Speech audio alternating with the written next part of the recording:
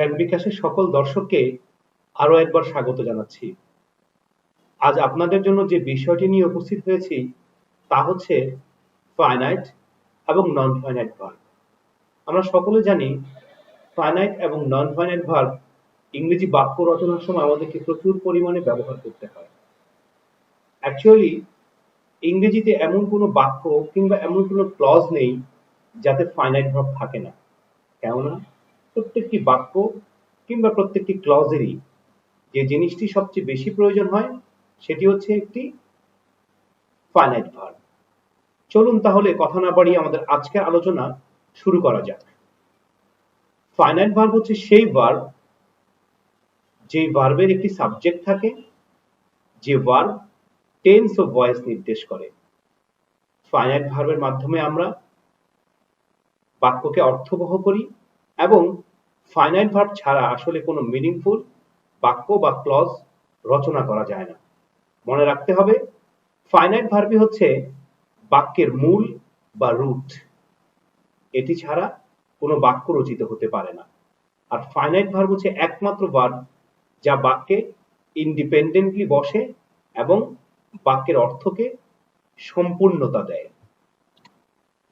এখানে তিনটি উদাহরণ দেখতে পাচ্ছেন।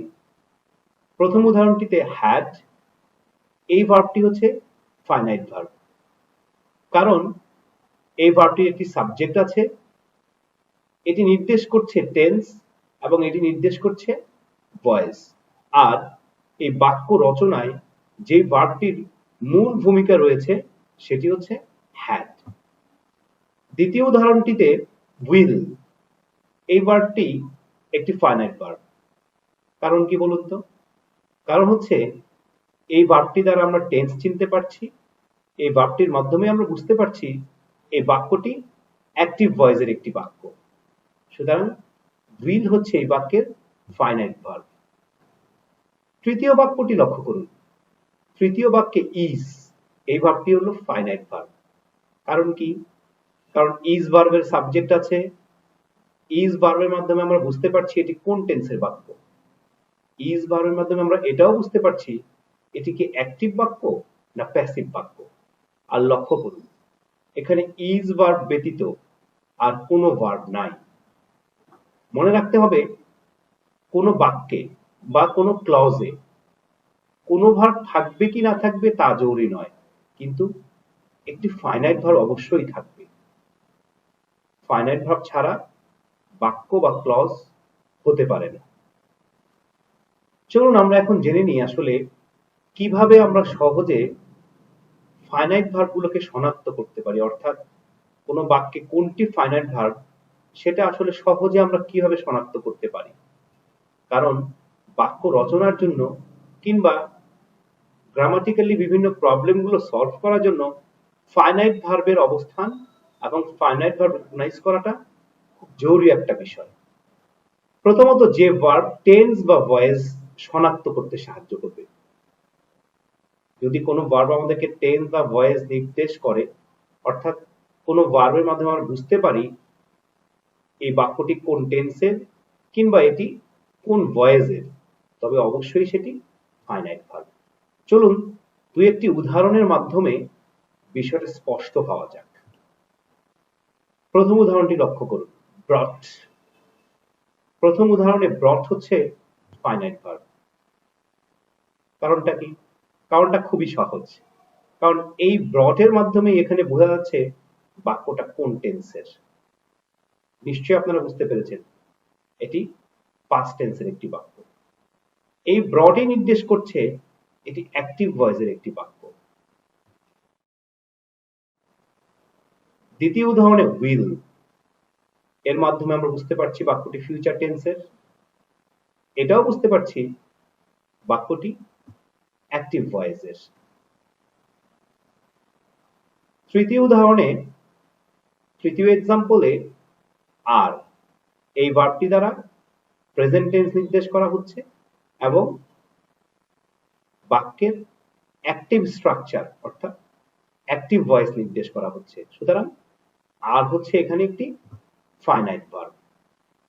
লক্ষ্য করুন এই যে তিনটি বাক্য, এই তিনটি বাক্যে কিন্তু আরো বেশ কিছু ভার্ব আছে, সেই ভার্বগুলো কিন্তু ফাইনাইট ভার্ব নয়।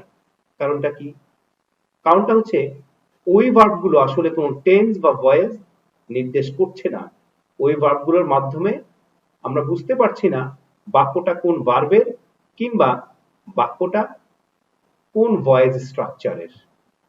মনে রাখতে হবে ফাইনাইট ভার্ব সাধারণত দু একটি ব্যতিক্রম থাকতে পারে, তবে ফাইনাইট ভার্ব সাধারণত সাবজেক্টের পর বসে, অর্থাৎ সাবজেক্ট ফাইনাইট ভার্বের আগে বসে আর ফাইনাইট ভার্ব সাবজেক্টের পরে বসে। এখানে আপনারা তিনটি উদাহরণ দেখতে পাচ্ছেন। এই তিনটি উদাহরণের মধ্যে finished, had, does. Finished, had, does, এই তিনটি শব্দই হচ্ছে ফাইনাইট ভার্ব। কারণটা কি? আপনারা নিশ্চয়ই লক্ষ্য করেছেন এই ভার্বগুলো সাবজেক্টের পর পর বসেছে এবং সাবজেক্টটা এই তিনটি, অর্থাৎ এই তিনটি বাক্যের তিনটি সাবজেক্ট এই তিনটি ভার্বকেই ফলো করছে, অন্য কাউকে কিন্তু ফলো করছে না। আর আমরা সকলেই জানি সাবজেক্ট একমাত্র ফাইনাইট ভার্বকেই ফলো করে বা ফাইনাইট ভার্বই সাবজেক্টের পর বসতে পারে। একটি বিষয় খুবই গুরুত্বপূর্ণ, finite verb, tense, number, person এই তিনটির কারণে তার রূপ বদলাতে পারে। অর্থাৎ সাবজেক্ট সিঙ্গুলার হলে ফাইনাইট ভার্ব এক ধরনের ফর্ম ধারণ করে, সাবজেক্ট প্লুরাল হলে ফাইনাইট ভার্বের ফর্ম আরেক রকম হয়, আবার ভার্ব প্রেজেন্ট টেন্সের হলে ফাইনাইট ভার্ব একরকম ফর্মে থাকে, পাস্ট টেন্সের হলে আবার তার রূপ বদলায়, ফিউচার হলেও তার রূপ বদলায়। ঠিক একইভাবে ফাইনাইট ভার্ব সাবজেক্টের উপর ডিপেন্ড করে, অর্থাৎ ফার্স্ট পারসনে ফাইনাইট ভার্বের এক ধরনের রূপ থাকে, সেকেন্ড পারসনে আরেক ধরনের রূপ থাকে, থার্ড পারসনে আরেক ধরনের রূপ থাকে। সুতরাং যে ভার্ব টেন্স, পারসন এবং নাম্বার অনুসারে তার রূপ বা ফর্ম বদলাতে পারে সেই ভার্ব হচ্ছে ফাইনাইট ভার্ব। এখানে তিনটি উদাহরণ লক্ষ্য করুন। এই তিনটি উদাহরণের মধ্যে প্রথম উদাহরণটিতে পে কেন বসেছে? কারণ সাবজেক্টটা ফার্স্ট পারসন, প্লুরাল নাম্বার। ঠিক একই ভার্ব দ্বিতীয় উদাহরণে গিয়ে পেইজ হয়ে গেছে, টেন্স কিন্তু বদলায়নি, দুটোই প্রেজেন্ট টেন্সের বাক্য। কিন্তু কেন বদলালো ফাইনাইট ভার্বের ফর্মটা? কারণ হচ্ছে সেই ক্ষেত্রে সাবজেক্টটা থার্ড পারসন, সিঙ্গুলার নাম্বার। আবার একই ভার্ব পে ভার্বটাই তৃতীয় উদাহরণে গিয়ে পেইড হয়ে গেছে। কেন? কারণ সেখানে টেন্সটা হচ্ছে পাস্ট টেন্স। তাহলে লক্ষ্য করুন সাবজেক্ট, নাম্বার এবং টেন্স অথবা পারসন, নাম্বার এবং টেন্স এই তিনটির কারণে ফাইনাইট ভার্বগুলো তাদের রূপ পরিবর্তন করতে পারে, যেটা কখনো নন ফাইনাইট ভার্ব করতে পারে না। এবার চলুন আমরা জানি নন ফাইনাইট ভার্ব আসলে কাকে বলে। নন ফাইনাইট ভার্ব সেই ভার্ব যে ভার্ব কোনো বাক্যে ইন্ডিপেন্ডেন্টলি ইউজ হতে পারে না। নন ফাইনাইট ভার্ব কখনো কোনো বাক্য তৈরি করতে পারে না, কোনো ক্লজ তৈরি করতে পারে না। সে কেবলমাত্র ফাইনাইট ভার্বকে সাহায্য করতে পারে। নন ফাইনাইট ভার্ব দ্বারা কখনো ভয়েস কিংবা টেন্স শনাক্ত করা যায় না। নন ফাইনাইট ভার্ব হচ্ছে সেই ভার্ব যে ভার্ব কখনো টেন্স, পারসন এবং নাম্বার অনুসারে নিজের রূপ বা ফর্ম বদলাতে পারে না। চলুন নন ফাইনাইট ভার্বের কিছু উদাহরণ দেখে নেওয়া যাক। প্রথম উদাহরণটিতে রিটেন, এটি হচ্ছে নন ফাইনাইট ভার্ব। কারণটা কি? কারণ এই ভার্বটি দ্বারা কোনো টেন্স বা ভয়েস নির্দেশ করা হচ্ছে না, এই ভার্বটির কোনো সাবজেক্ট নেই, এই ভার্বটি ছাড়াও কিন্তু বাক্য সম্পূর্ণ হতে পারে। এই ভার্বটি কেবলমাত্র মূল ভার্বকে সাহায্য করার জন্য বাক্যে বসেছে। সুতরাং রিটেন হচ্ছে একটি নন ফাইনাইট ভার্ব। দ্বিতীয় উদাহরণটিতে রিডিং, এই ভার্বটি হচ্ছে নন ফাইনাইট ভার্ব। কারণ কি? কারণ রিডিং ভার্বটি দ্বারা কোনো টেন্স বা ভয়েস আমরা বুঝতে পারছি না কিংবা শনাক্ত করতে পারছি না। রিডিং ভার্বটি দেখে আপনি বলতে পারবেন না এই বাক্যটা কোন টেন্সের কিংবা কোন ভয়েসের। রিডিং ভার্বে কোনো সাবজেক্ট নাই। রিডিং ভার্বটি বাক্যে স্বাধীনভাবেও বসতে পারেনি, কারণ সে এই বাক্যে বসেছে অন্য একটা ভার্বকে সাহায্য করার জন্য। সুতরাং রিডিং ভার্বটি হচ্ছে নন ফাইনাইট ভার্ব। অথচ রিড এবং ওয়াজ এই দুটি ভার্ব হচ্ছে ফাইনাইট ভার্ব। পার্থক্য নিশ্চয়ই আপনাদের কাছে এতক্ষণ স্পষ্ট হয়ে গেছে। কেন? কারণ ওই ভার্বগুলো দ্বারা টেন্স এবং ভয়েস শনাক্ত করা যাচ্ছে, ওই ভার্বগুলোর সাবজেক্ট আছে, ওই ভার্বগুলো বাক্যে ইন্ডিপেন্ডেন্টলি ইউজ হয়েছে এবং ওই ভার্বগুলো টেন্স এবং নাম্বার অনুসারে ওদের ফর্মগুলো পরিবর্তন করতে পেরেছে। সুতরাং রিড এবং ওয়াজ এই দুটি ভার্ব হচ্ছে ফাইনাইট ভার্ব। এবার চলুন আমরা একটু জানি আসলে নন ফাইনাইট ভার্ব আমরা কিভাবে শনাক্ত করতে পারি বা কিভাবে সহজে বুঝতে পারি যে এটি হচ্ছে বাক্যে নন ফাইনাইট ভার্ব। প্রথমত যে বিষয়টা আসে সেটি হচ্ছে নন ফাইনাইট ভার্ব আসলে কখনো বাক্যে টেন্স বা ভয়েস শনাক্ত করবে না। অর্থাৎ আপনি নন ফাইনাইট ভার্ব দেখে বলতে পারবেন না যে এটা অমুক টেন্সের বাক্য কিংবা এটা অ্যাক্টিভ স্ট্রাকচার কিংবা এটা প্যাসিভ স্ট্রাকচার। প্রথম উদাহরণটিতে ভিজিটিং, ফাউন্ডেড এই দুটি ভার্ব হচ্ছে নন ফাইনাইট ভার্ব। কারণটা কি? কারণটা হচ্ছে এই দুটি ভার্ব দ্বারা আপনি টেন্স শনাক্ত করতে পারছেন না, আপনি ভয়েসও শনাক্ত করতে পারছেন না। এই দুটি ভার্ব বাক্যে ওয়াজ এই ভার্বটিকে সাহায্য করার জন্যই বসেছে বা ইউজ হয়েছে। সুতরাং এই দুটি ভার্ব হচ্ছে নন ফাইনাইট ভার্ব। এই দুটি ভার্ব দেখে আপনি বলতে পারবেন না কোন টেন্সের বা কোন ভয়েসের এই বাক্যটি। Walking is a perfect exercise for our body. লক্ষ্য করুন এই বাক্যে ওয়াকিং হচ্ছে নন ফাইনাইট ভার্ব। কারণটা কি? কারণ হচ্ছে এর দ্বারা আপনি টেন্স বা ভয়েস শনাক্ত করতে পারছেন না। আর এই ভার্বটি মূলত বাক্যে ইজ এই ভার্বটিকে সাহায্য করার জন্যই বসেছে। টু ডাই, টু লিভ তৃতীয় উদাহরণে এই ভার্বগুলো হচ্ছে নন ফাইনাইট ভার্ব। কারণ কি? কারণ টু প্লাস ভার্বের বেস ফর্ম, টু প্লাস ভার্বের বেস ফর্মকে বলা হয় ইনফিনিটিভ। আর ইনফিনিটিভের কোনো সাবজেক্ট থাকে না, ইনফিনিটিভ কোনো টেন্স বা ভয়েস নির্দেশ করতে পারে না। সুতরাং টু ডাই এবং টু লিভ এই দুটি ভার্ব হচ্ছে non finite. Being punished, to get চতুর্থ এক্সাম্পলের এই ভার্বগুলো হচ্ছে নন ফাইনাইট ভার্ব। কারণ আমরা এর দ্বারা টেন্স বা ভয়েস শনাক্ত করতে পারছি না। একটি বিষয় খুবই জরুরি এবং এই বিষয়টি আমাদেরকে খুব সচেতনভাবে মনে রাখতে হবে, এবং যদি আমরা এই বিষয়টা মনে রাখতে পারি তাহলে ফাইনাইট এবং নন ফাইনাইট ভার্বের ব্যবধানটা আমাদের কাছে অনেকটা সহজ হয়ে যাবে। আর সেটা কি? সেটা হচ্ছে নন ফাইনাইট ভার্বের কিছু ক্যারেক্টারিস্টিক আছে। অর্থাৎ নন ফাইনাইট ভার্ব বাক্যে যখন ইউজ হয় তখন তার কিছু নিজস্ব ক্যারেক্টারিস্টিক আছে। সেগুলো কি? সেগুলো হচ্ছে নন ফাইনাইট ভার্ব কয়েকটা ফর্মে বাক্যে বসে। অর্থাৎ সে যখন বাক্যে বসে তখন তার কিছু নিজস্ব ফর্ম বা রূপ আছে। Number one, non finite verb হচ্ছে বাক্যে ইনফিনিটিভ আকারে বসে, প্রেজেন্ট পার্টিসিপল আকারে বসে, পাস্ট পার্টিসিপল আকারে বসে এবং পারফেক্ট পার্টিসিপল আকারে বসে। এই চারটি ফর্মেই সাধারণত নন ফাইনাইট ভার্ব বাক্যে বসে থাকে। সুতরাং যদি আমরা কোনো বাক্যে এই চারটি ফর্মের কোনো ফর্ম পাই তাহলে আমরা ধরে নিব যে বাক্যে ওই ভার্বটি হচ্ছে নন ফাইনাইট ভার্ব। এবং লক্ষ্য করুন এই চারটি ফর্মের কোনোটিই কিন্তু টেন্স বা ভয়েস নির্দেশ করে না এবং বাক্যে ইন্ডিপেন্ডেন্টলি বসতেও পারে না। Being, standing, to pay.